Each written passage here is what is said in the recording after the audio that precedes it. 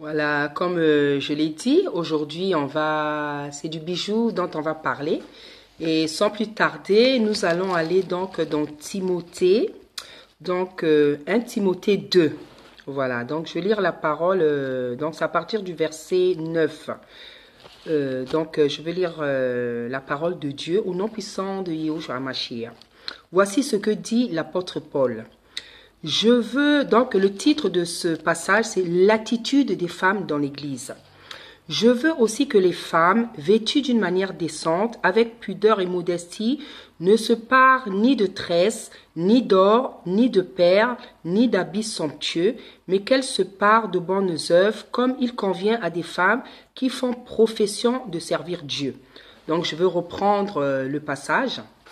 Je veux aussi que les femmes, vêtues d'une manière décente, avec pudeur et modestie, ne se parent ni de tresses, ni d'or, ni de perles, ni d'habits somptueux, mais qu'elles se parent de bonnes œuvres, comme il convient à des femmes qui font profession de servir Dieu. Amen.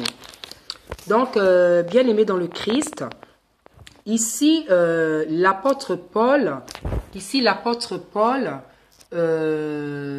nous fait savoir comment la femme doit se conduire dans l'Église. Il nous fait savoir par l'inspiration divine comment la femme doit se conduire dans l'Église. Il nous parle de l'attitude de la femme dans l'Église. Donc, il nous parle de trois choses. Il nous parle de l'habillement, il nous parle de la tête, donc des tresses, il nous parle aussi des bijoux. Hein, c'est vrai qu'aujourd'hui, je viens parler du bijou, mais je vais encore essayer d'appuyer ce que j'avais déjà dit sur l'accoutrement, sur la tête, les tresses. Et aujourd'hui, on va mettre plus d'accent sur le bijou parce que c'est des bijoux qu'on va parler aujourd'hui. Donc, je reprends encore le passage pour que ça pénètre déjà certaines personnes. Donc, voici ce que dit l'apôtre Paul. Il dit, « Je veux aussi que les femmes vêtues d'une manière décente, avec pudeur et modestie, ne se parent ni de tresses, ni d'or, ni de perles, ni d'habits somptueux, mais qu'elles se parent de bonnes œuvres, comme il convient à des femmes qui font profession de servir Dieu. » Amen. Voilà, donc on nous parle de trois choses. Il nous parle de trois choses, l'apôtre Paul. Il parle de l'habillement, de l'accoutrement, il parle de la tête, des tresses, et il parle des bijoux.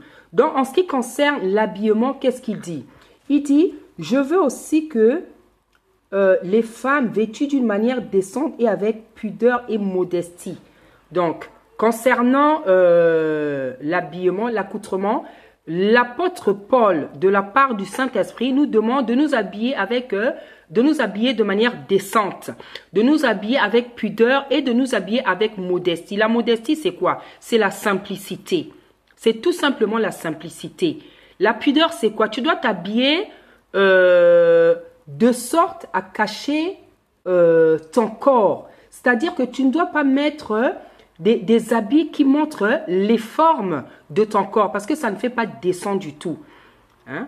Et la décence, c'est quoi? C'est justement cette pudeur-là, cette pudeur que la femme chrétienne, les servants de Dieu doivent avoir dans leur accoutrement. Donc, en fait, de manière générale, ce que le Saint-Esprit nous demande de faire à nous les chrétiennes, parce que c'est surtout aux chrétiennes que le Saint-Esprit s'adresse, parce que là, on est dans sa parole, et sa parole, c'est lui-même.